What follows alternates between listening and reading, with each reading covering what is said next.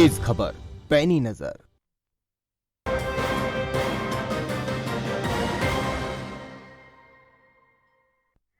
नमस्कार, आप देख रहे हैं उत्तर प्रदेश लाइव और मैं हूं आपके साथ प्रीति सिमार। बीजेपी एक ऐसा दल है जो एक चुनाव होने के बाद दूसरे चुनाव की तैयारियों में जुट जाता है। अलग अलग प्लान के जरिए बीजेपी अपने आप को मजबूत बनाकर मिशन 2024 की जंग को जीतने की कवायद में जुटी हुई है।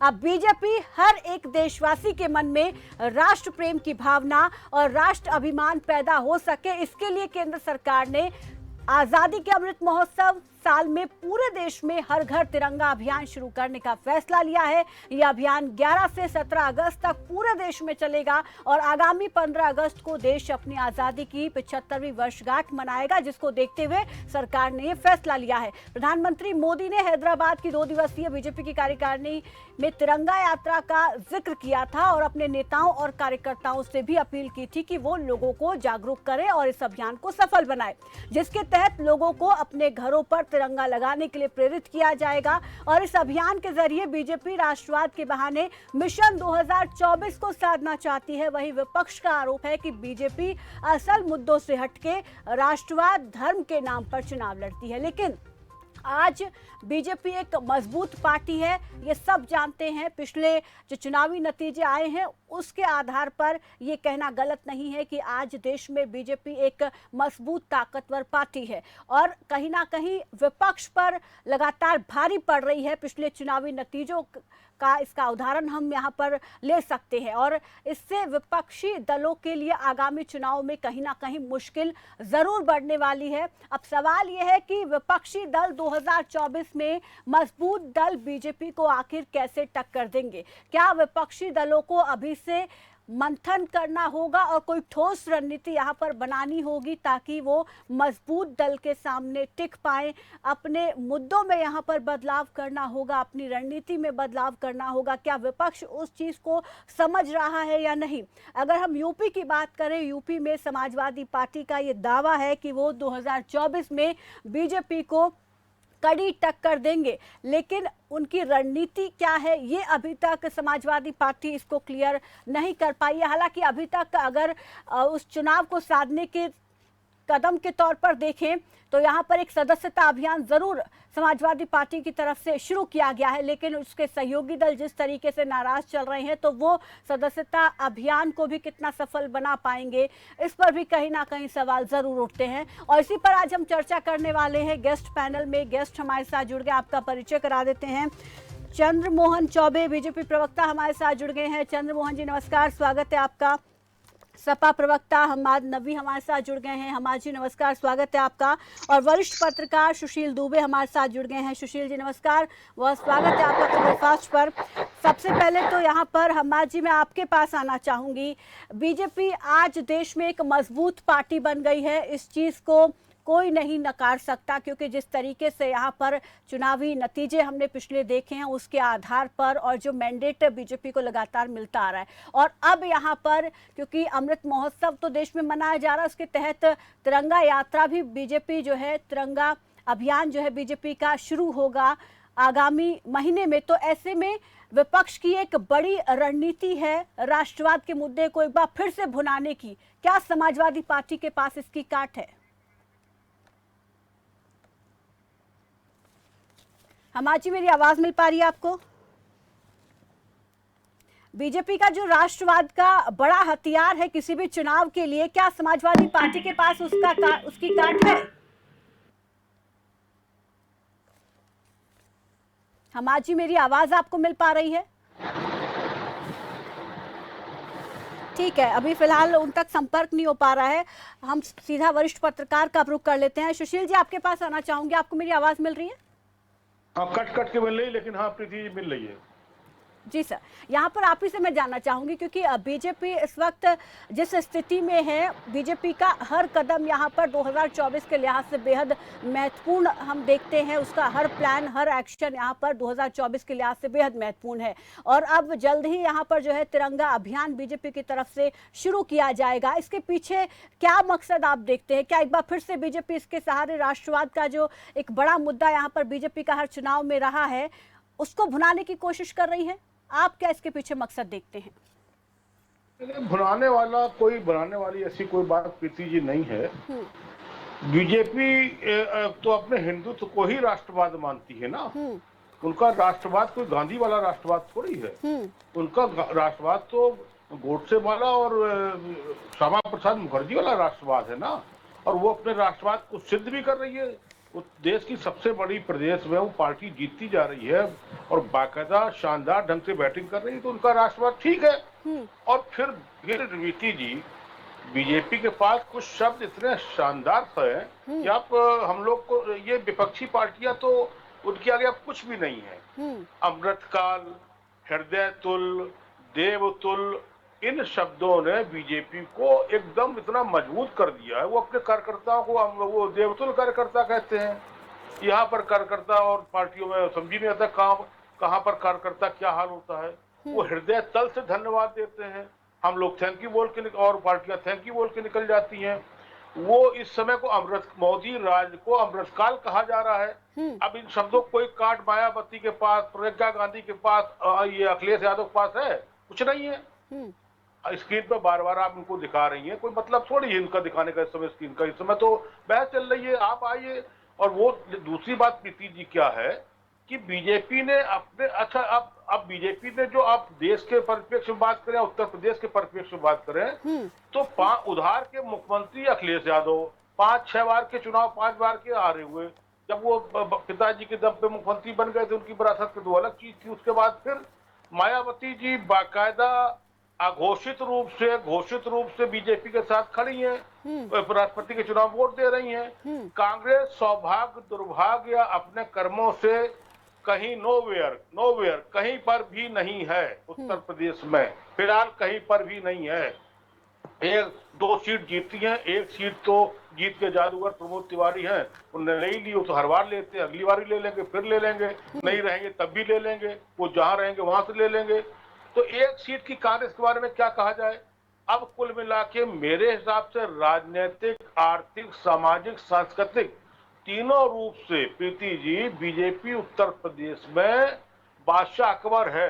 देखिए 5 सीट इनकी थी, 5 सीट इनकी सपा की, 2 निकल गई, रामपुर और आजमगढ़। अब बची 3 उनकी मायावती की 10 सीटें उनकी मान के चलिए कि आने वाले 24 में वही 10 सीटें उन्हीं की मर्जी से उसमें हो जाएंगी, आ जाएंगी बीजेपी में। तो आप मान लीजिए कि 1 सीट खाली उत्तर प्रदेश में जो है वो सोनिया गांधी वाली। तो अब बचा क्या है सपा के पास, बसपा के पास, कांग्रेस के पास। बीजेपी की हाल इस समय ये है कि खुद ही बॉलिंग करती है, खुद ही बैटिंग करती है, खुद ही 4 मारती है, खुद ही 6 मारती है, और जब जहां इच्छा होती है तो एक तरफा मुकाबला आप कह सकते हैं कि यूपी में रह गया है।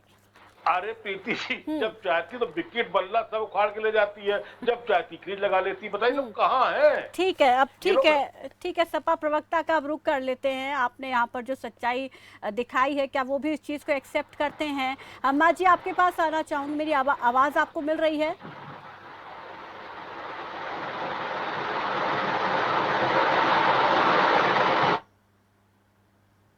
लगता है उनसे संपर्क नहीं हो पा रहा है, तो यहाँ पर बीजेपी का रुख कर लेते हैं। चंद्रमोहन चौबे हमारे साथ जुड़ गए हैं। चंद्रमोहन जी, आपको मेरी आवाज मिल पा रही है? चंद्रमोहन जी, सुन पा रहे हैं आप मुझे? जी जी, आपकी आवाज आ रही है, मेरी आवाज आ रही है आपको? बिल्कुल। यहाँ पर जिस तरीके से बीजेपी अब तिरंगा अभियान शुरू करने वाली है, हर घर तिरंगा, इसके जरिए राष्ट्रवाद की जो भावना है वो लोगों के मन में उत्पन्न हो, ये एक उद्देश्य यहाँ पर इस अभियान के जरिए बीजेपी का रहने वाला है। लेकिन क्या माना जाए कि असल मुद्दों से दूरी, राष्ट्रवाद मजबूरी हो गया है, इसलिए तरह तरीके के कार्यक्रम से जो है इस तरीके के मुद्दों को उठाना है?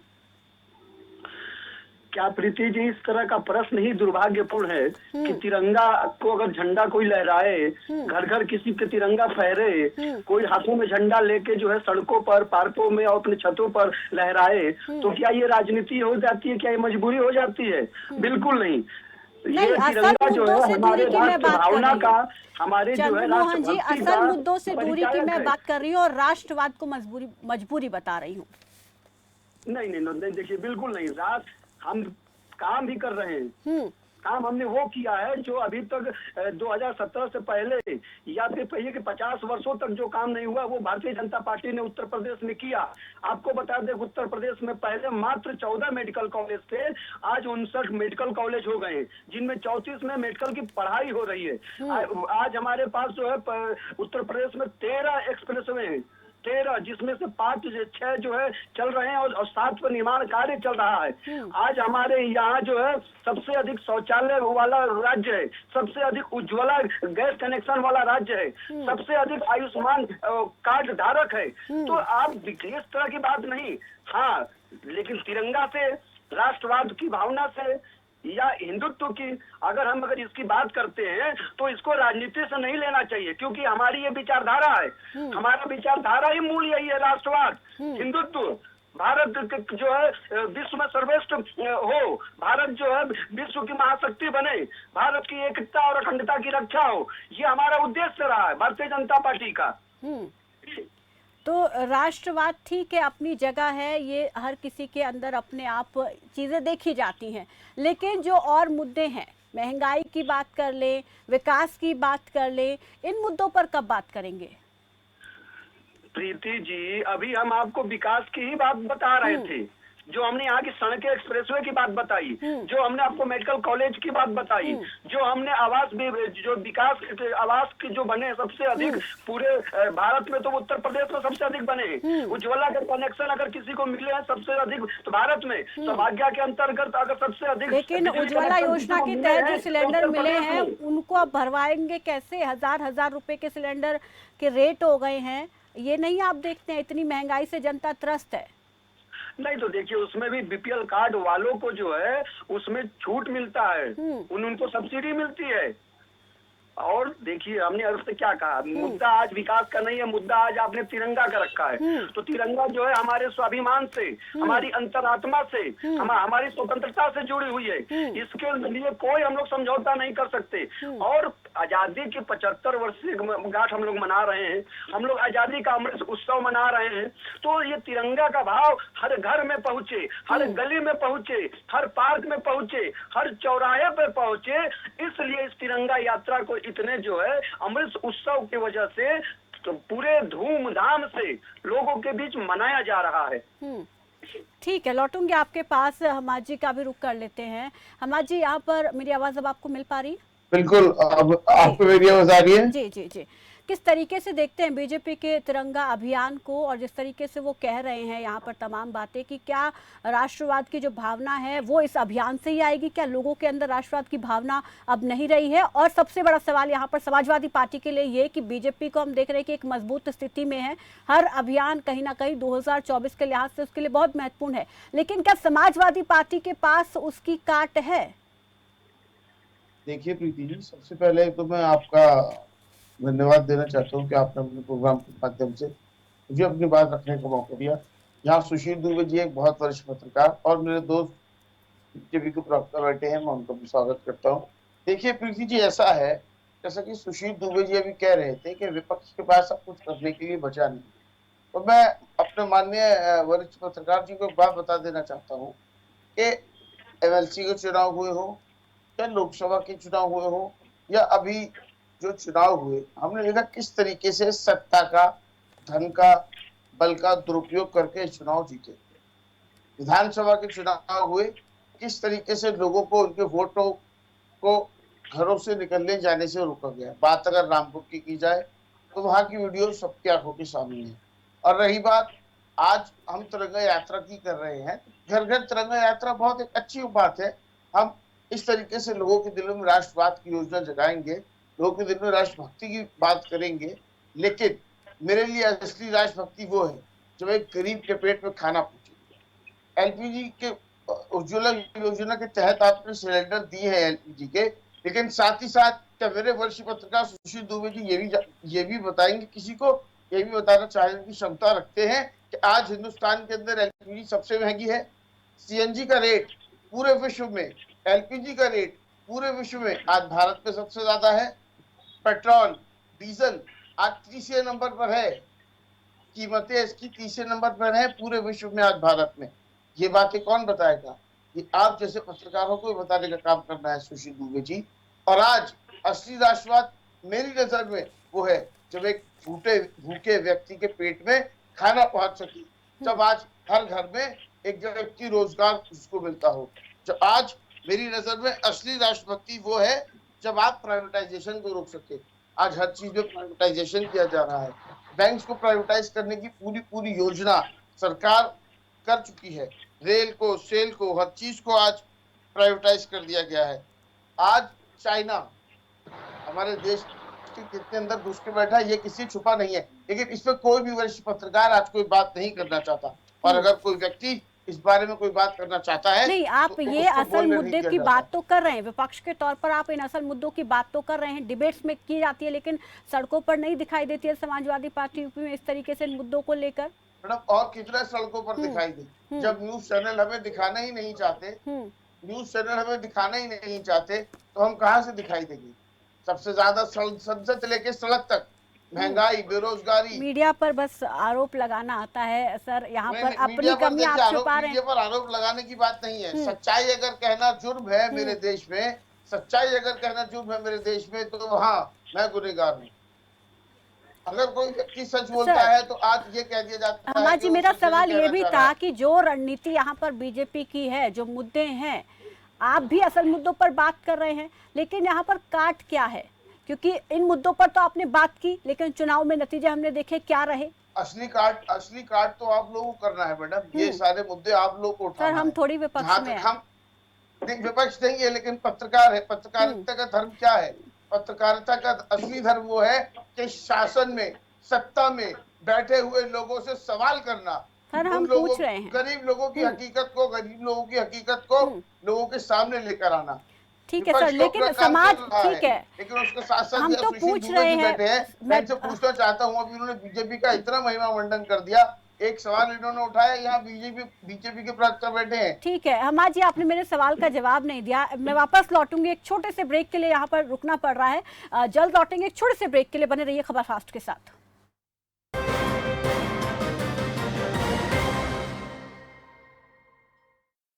क्या आप दुबले पतले कमजोर हैं, आपकी सेहत नहीं बनती, भूख कम लगती है, वजन नहीं बढ़ता? दरअसल मेन बात खाना पीना खाना नहीं है, मेन बात है खाया पिया लगना। और अगर खाया पिया लगेगा ही नहीं तो आपकी सेहत बनेगी कैसे?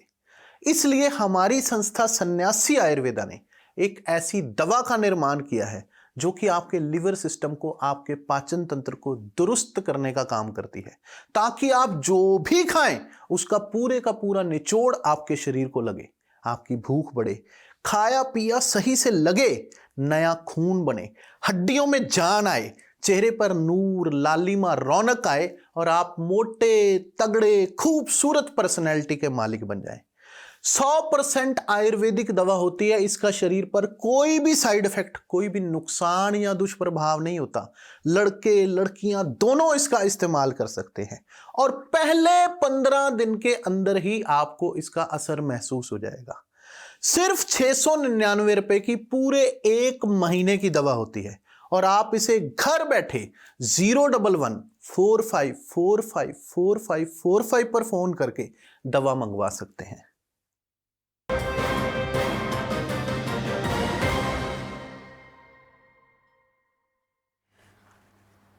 ब्रेक के बाद स्वागत है आपका। चलिए आगे बढ़ते हैं। तो जिस तरीके से हम यहाँ पर बीजेपी के तिरंगा अभियान को लेकर बातचीत कर रहे हैं, तो कहीं ना कहीं इसके सहारे राष्ट्रवाद को एक बार फिर से बढ़ावा जो है वो दिया जा रहा है। लोगों के मन में राष्ट्र भावना जो है वो पैदा करने की कोशिश यहाँ पर बीजेपी के इस अभियान के जरिए है और चर्चा हम लगातार कर रहे हैं। गेस्ट पैनल हमारे साथ बना हुआ है। हमा जी, एक बार फिर से आपका रुख करना चाहूँगी यहाँ पर, और ज़रा बताएं कि समाजवादी पार्टी की क्या रणनीति रहने वाली है, क्या काट है, और यहाँ पर सबसे महत्वपूर्ण, क्योंकि जिस तरीके से बीजेपी इस वक्त जो मजबूत स्थिति में, कहीं ना कहीं आप कमज़ोर हो रहे हैं, तो फिर कैसे टक्कर दे पाएंगे 2024 में? अगर आप बात करें हमारी कमजोरी की या हमारी मजबूती की, तो 2022 के विधानसभा चुनाव में हम कहां से उठकर कहां आए आपने भी देखा। हमारा वोटिंग परसेंटेज कितना बढ़ा, और हम कहीं ना कहीं अगर नाकामयाब हुए तो सिर्फ इस वजह से नाकामयाब हुए।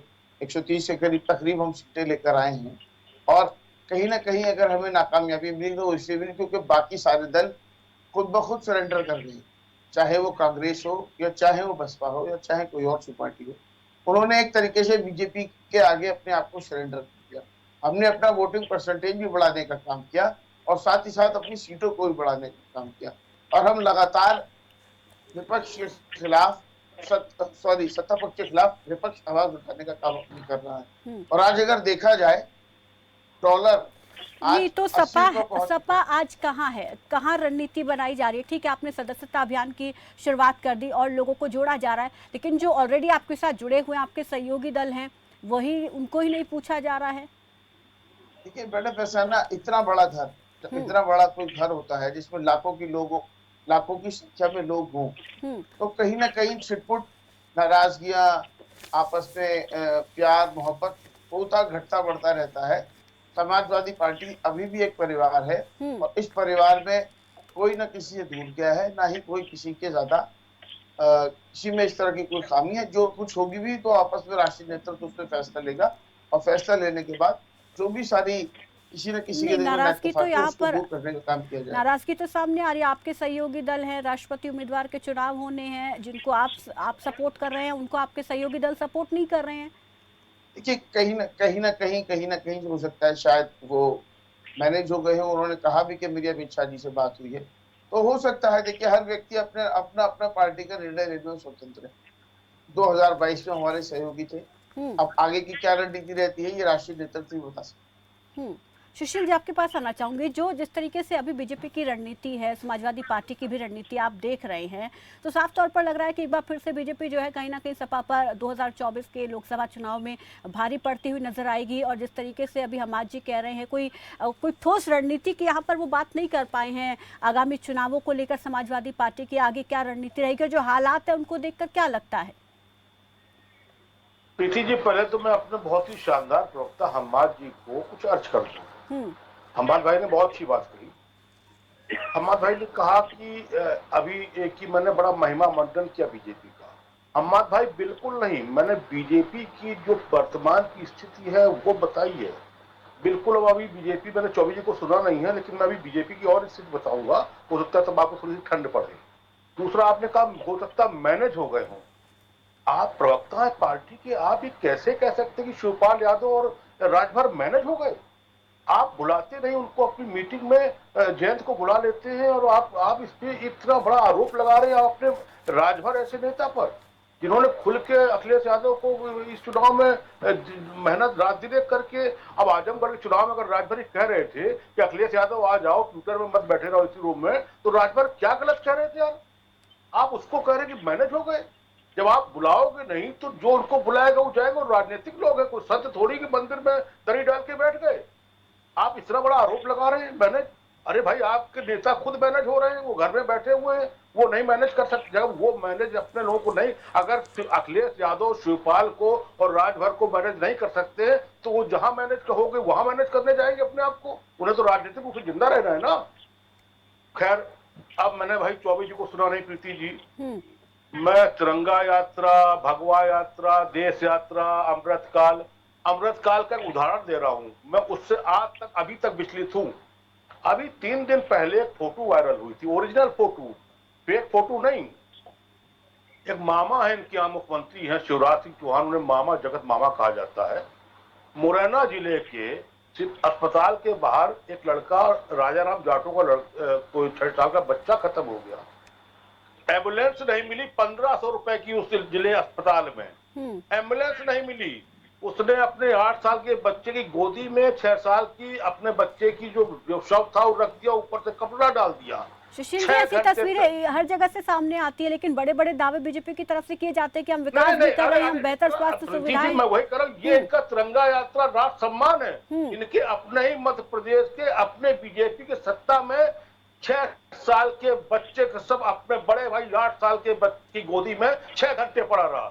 टीआई मुरैना पुलिस वालों ने मिलकर एम्बुलेंस की व्यवस्था करी और उसके बाद सार्वजनिक नेहरू पार्क की दीवार से सटा हुआ सार्वजनिक सब पड़ा है और लोगों की आत्माएं मर चुकी है। ऐसी तिरंगा यात्रा, ऐसी स्वाभिमान यात्रा, ऐसी भगवा यात्रा, ऐसी हिंदू यात्रा, इन यात्राओं को क्या ओढ़े बिछाएं कि चाटें? ठीक है चंद्रमोहन जी जवाब दीजिए। ठीक है सर, चंद्रमोहन जी को सुन लेते। चंद्रमोहन जी जवाब दीजिए। नहीं, देखिए यहाँ पर दो बातें आई हैं, बातें उभर कर आई हैं। एक उन्होंने अभी देखिए आप ही लोग के ऊपर और माननीय वरिष्ठ पत्रकार जी के ऊपर इन्होंने आरोप लगाया कि आप लोग जो है भाजपा का महिमा मंडन करते हैं। देखिए सबसे बड़ी गलती इनकी यही है। नहीं सर वो छोड़िए, जो सुशील जी जो पूछ रहे हैं तिरंगा यात्रा आप बना रहे हैं, तिरंगा अभियान बना रहे हैं, अमृतकाल मना रहे हैं, लेकिन जो लोगों को मिलने वाली जरूरी सुविधाएं हैं वो कहाँ हैं? वो नहीं मिल रही है। वो मध्य प्रदेश का उदाहरण दे रहे हैं, वहाँ पर भी आप ही की सरकार है। प्रीति जी अपवादों को छोड़ दिया जाए, अपवादों को छोड़ दिया जाए तो अभी मैंने आपको सारी उपलब्धियां गिनवाई हैं कि सौभाग्य क्या है, उज्ज्वला क्या है। अपवादों पर ही तो बात करनी है, अपवादों पर ही तो बात करेंगे, तभी तो आपके संज्ञान में चीजें आएंगी। सुन लीजिए, पहले पूरी बात सुन लीजिए। कागजों पर नहीं, आप वो याद करिए 2017 का जुलाई महीना, अगस्त महीना, जब इंसेफ्लाइटिस से जब पूरा उत्तर प्रदेश कांप उठता था, हजारों बच्चों के मौत के गाल में चले जाते थे, लेकिन आज 2022 में इंसेफ्लाइटिस का कहीं नामो निशान नहीं है। इंसेफ्लाइटिस गायब हो चुका उत्तर प्रदेश से। इससे पहले सर वरना बरसात आते ही पूर्वांचल के लोग जो है डर जाते थे, भयभीत हो जाते थे कि इंसेफ्लाइटिस से क्या होगा, लेकिन उसको खत्म करने का काम किसने किया? माननीय योगी आदित्यनाथ जी ने किया। आज उत्तर प्रदेश में 2017 से पहले 14 मेडिकल कॉलेज थे, आज 29 मेडिकल कॉलेज, जिसमें 34 में मेडिकल की पढ़ाई हो रही है। आज उत्तर प्रदेश में 13 एक्सप्रेस सच्चाई नहीं देखना चाहते हैं, सच्चाई नहीं देखना चाहते हैं। तिरंगा अभियान इन तमाम चीजों को लेकर यहाँ पर लोगों के बीच जाते हैं, असल मुद्दों पर बात नहीं करते हैं। ठीक है हमारी लास्ट कमेंट। प्रीति जी आप मैडम एक बात कहना चाहता हूँ, जो बात कर रहे हैं चिकित्सा की, चिकित्सा से लेके मैं बात करना चाहता हूँ, चिकित्सा के बारे में ही मैं बात करना चाहता हूँ कि वही बीजेपी की सरकार है जल्दी से जिससे चिकित्सा और जीवन रक्षक दवाओं को भी जीएसटी के दायरे में ला दिया है। आज हॉस्पिटल बेड पे जीएसटी है, जीवन रक्षक जो दवाएं हैं, जो जरूरी दवाएं हैं, उन पे भी जीएसटी लगाने का काम बीजेपी ने किया है। और जब कोरोना काल में लाखों लोग ठीक है अम्मा जी, बहुत सारी नाकामियां जो कि बीजेपी नहीं देख रही, लेकिन अपनी उपलब्धियां यहाँ पर जरूर हमेशा गिनाती रहती है। बहुत बहुत शुक्रिया आप सभी मेहमानों का हमारे साथ जुड़ने के लिए, अपना कीमती समय हमें देने के लिए। तो यहाँ पर 2024 को लेकर बीजेपी की तैयारी जो है वो तेज हो गई है। बीजेपी की तैयारी उसे जहाँ मजबूती दे रही है, तो वहीं विपक्ष को कहीं ना कहीं कमजोर बना रही है। राजनीतिक दलों के चुनाव लड़ने के अलग अलग मुद्दे यहाँ पर जरूर होते हैं, लेकिन जनता को हमेशा उसी जनप्रतिनिधि को चुनना चाहिए जो उनकी बात करे, जो जनता से जुड़े हुए मुद्दों की बात करे, क्योंकि यहाँ पर राजनीतिक दलों के तमाम तरीके के मुद्दे होते हैं, चाहे राष्ट्रवाद की ही हम बात कर लें, धार्मिक मुद्दे हों, धर्म से जुड़े मुद्दे हों, लेकिन जो असली मुद्दों पर बात करे हमेशा जनता को उस जनप्रतिनिधि को ही चुनना चाहिए। तो फिलहाल मेरे साथ उत्तर प्रदेश लाइव में बस इतना ही। दीजिए इजाजत, नमस्कार।